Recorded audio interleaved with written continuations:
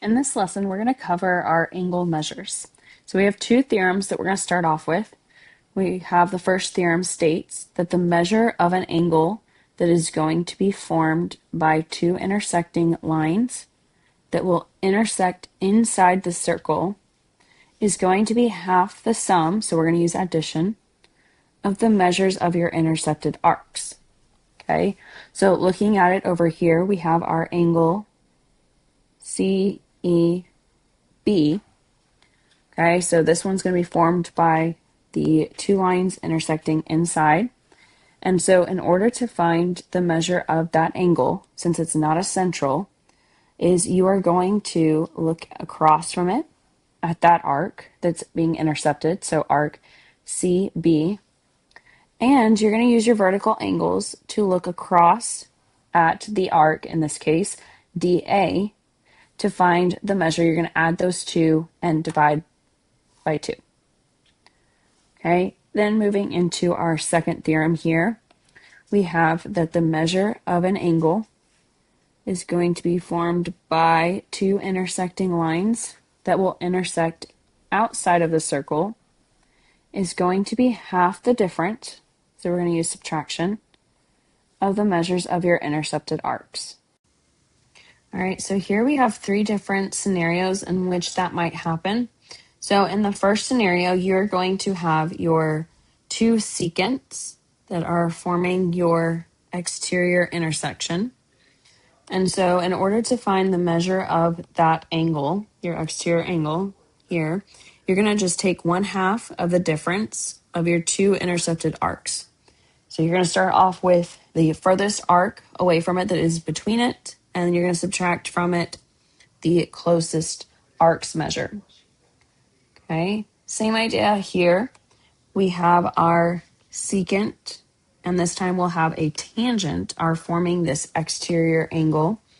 And so you're going to start off with taking 1/2 of the difference of your arc that is furthest away, and then your arc that is closest to it. You always want to go with big minus small so that you can make sure that you have that positive angle measure that we need. And then lastly, in this scenario here, we have our two tangents. And so to find the measure of this angle here, we're going to start off with taking 1/2, and we're going to take the measure of this arc that is furthest away, and then subtract from that the measure of the arc that is closest to it. All right, so now let's apply what we have just talked about into solving. All right, so for number 1, we're trying to find the measure of each numbered angle. So I'm going to first start off by determining where that intersection is happening and where that vertex of my angle is. So here, if I look, I'm going to notice that it is on the interior. So I'm going to kind of highlight out the angle, and I want to see which arc it is intercepting. So here, if I'm solving for that angle 1, I can see that I'm going to intercept that 40-degree arc. But remember, because it is interior and it's not a central angle, we want to also look at the vertical angle that is congruent and figure out what arc is that one intercepting as well. And we are going to add these two arc measures together and then take 1/2 of that. So we'll have 1/2 of that 52 plus 40 is going to give you, when you add that together, 1/2 of 92. And so half of that is going to give you 46. So the measure of my angle 1 is going to be 46 degrees. All right, now let's look at number 2. Okay, for number 2 here, I'm going to look at where my intersection is. It is on the circle, and I will notice that this is going to be an inscribed angle because we are using these two chords here to create it, or in this case, secant, since they are continuing outside of it. But I just need to look to find that measure of that angle at the intercepted arc and see that we're going to take 1/2 of that 134, and that's going to leave me with 67 degrees for the measure of angle 2.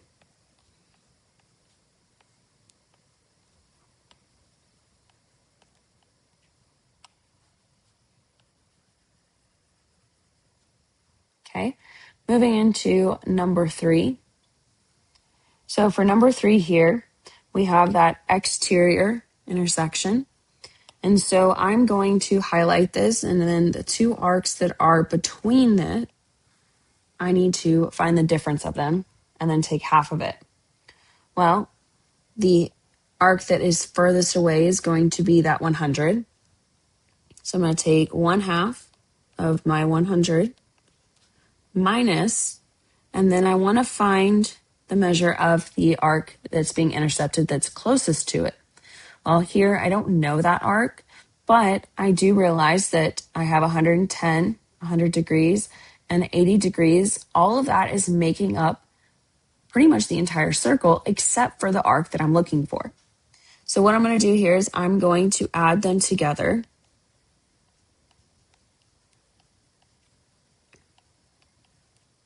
Okay, and when I add those together, I'm going to get 290.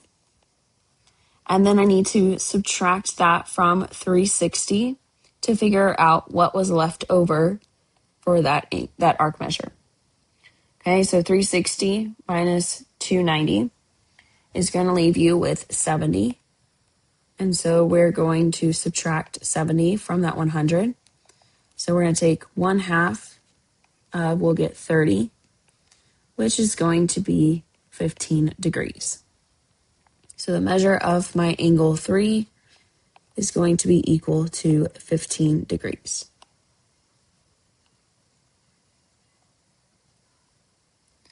All right, now let's look at the next section where they are saying given circle, keep saying triangle, circle T, find the value of X. Okay, so here we're just going to find my X. And so looking at what we currently have, we have this interior intersection. And so that 100 degrees is opening up, it's intercepting this arc here of 130. But because this is an interior, we need to look using the vertical angle that is congruent to it at that intercepted arc, which is going to be that X. So because it's interior, we're going to say that that angle, which here I know it is 100, is going to be equal to 1/2 of the sum of these two intercepted arcs. So 130 plus X. So that I don't have to deal with a fraction, I'm going to go ahead and just multiply both sides by 2 to get 200 is equal to that 130 plus X.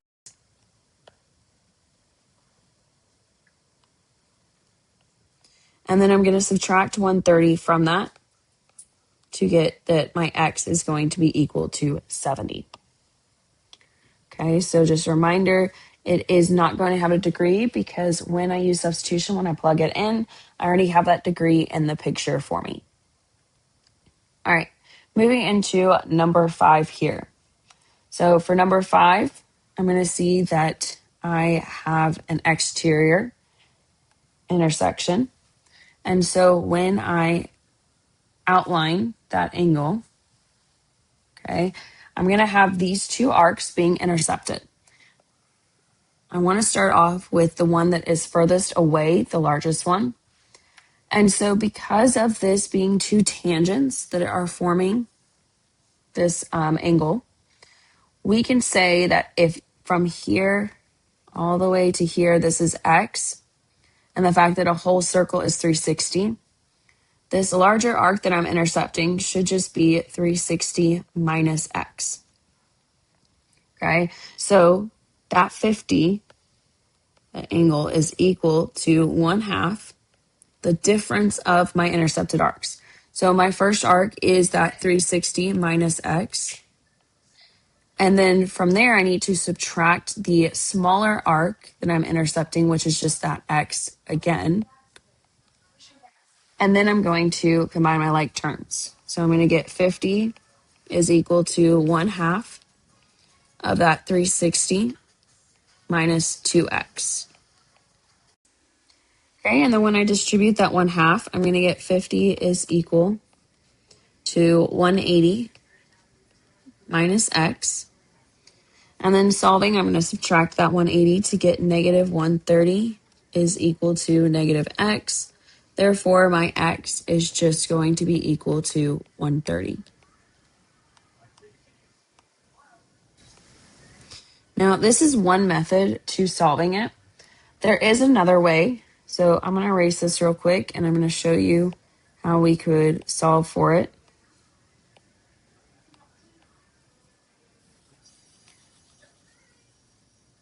Okay, so what we could do is, if you remember that if you have a tangent line to a radius, okay, it should be perpendicular.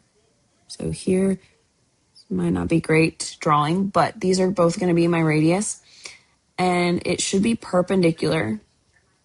And so here I'm going to have a quadrilateral. And so we know that the sum of my angles in a quadrilateral is 360. So I can take that 360 minus the two 90s, which is 180, minus 50. And that's going to give me that 130 I had said earlier.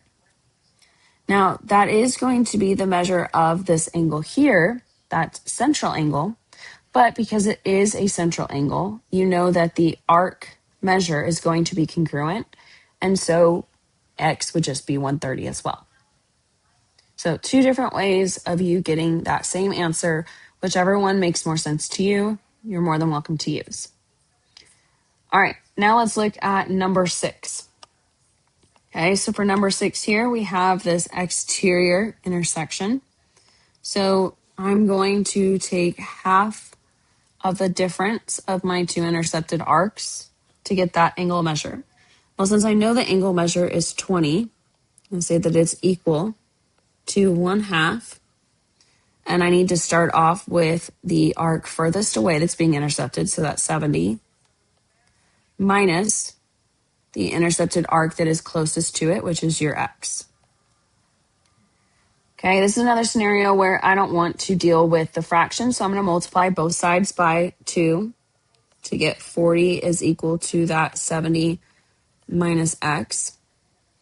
And so when I subtract, I'm going to get negative 30 is equal to negative x. Therefore, my x is just equal to 30. All right, so hopefully those 6 problems weren't too bad. But now let's look at this last problem here, where we're going to be asked for multiple angle measures. So in this one, we're given in circle K, the measure of an arc, OB is 98 degrees. I'm going to come over here. I'll say from O to B, that is 98 degrees.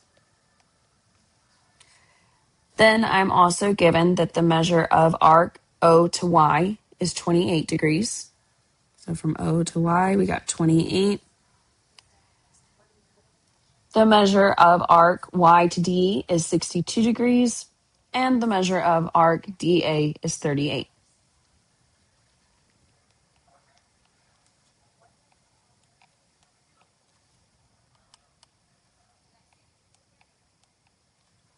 Okay, so we're going to find the following. We're going to start off with, I believe, yes, the measure of arc AB, okay, which if we look here, the measure of arc A to B is just going to be everything left over from the circle that they did not give you. So in order to find the measure of that arc, I'm going to start off with my 360, the entire circle, and then just subtract from it all 4 of these arcs that I currently am given. So we're going to take 360 minus the 98 minus 28 minus 62, and then minus, we have a 38. Okay, so when you subtract all of that from 360, you should be left with 134 degrees. All right, so moving into finding the measure of angle 1, let's look and see what kind of angle that is, where that intersection is. So for our angle 1 here, starting at that 1 and just drawing out the secants that I have creating it, we will say that this here is going to be an inscribed angle since my vertex is on the circle. And so since it's inscribed, I just want to look from B all the way to D, this arc here. So that's going to be that 134 that I had just found, plus the 38 degrees. I'm going to take half of that. So let's do that. We're going to have that 1/2 of, we've got the 134 plus 38. And when you take half of that 134 plus 38, you should get 86 degrees. Okay, moving into the measure of our angle 2 here. So looking at angle 2, when I outline it here, and I look at its vertex, I can see that it is on the interior of that circle. And so I want to look at that intercepted arc of 28 degrees. And remember, because it's on the interior, I need to also use my vertical angles to look across from it at this intercepted arc as well, which is going to be that 38. And I need to add those together and take half of it.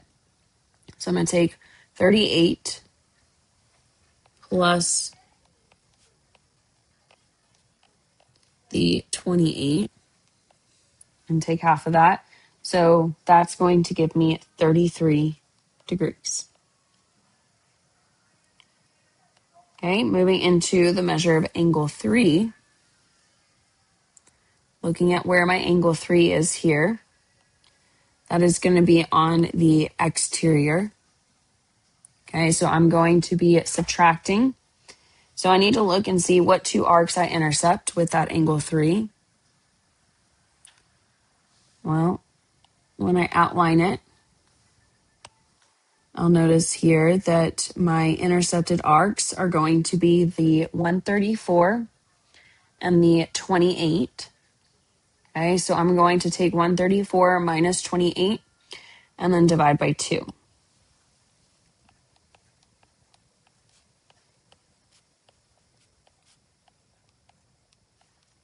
Okay, and when you take half of 134 minus 28, you are going to get 53 degrees. All right, moving into the measure of angle 4. Okay, so here for the measure of our angle 4, I'm going to see that I do have the vertex on the circle. Not quite going to be an inscribed angle, but it is being formed by this tangent and this secant here. So I want to look and see that intercepted arc. Okay, so that's going to be that 28 plus 62. And I'm going to take half of that. So 1/2 of 28 plus 62 should give you 45 degrees. All right, and then lastly here we have the measure of our angle 5. Okay, so to find the measure of angle 5, for a lot of you, this one might throw you off because of the fact that we do see here that that angle, part of it is going to be outside of the circle. So if that kind of freaks you out, what we can do is we can solve for this angle here that I've just drawn that dot by. And using our linear pairs, since we have this lovely straight line here, I could then subtract that angle from 180 to see what is left over for that angle 5. So that's what I'm going to do here. I'm going to just draw out this angle here to figure out what arc am I intercepting. And so that arc that I'm intercepting is the 28 plus 62 plus 38. So I'm going to add those together.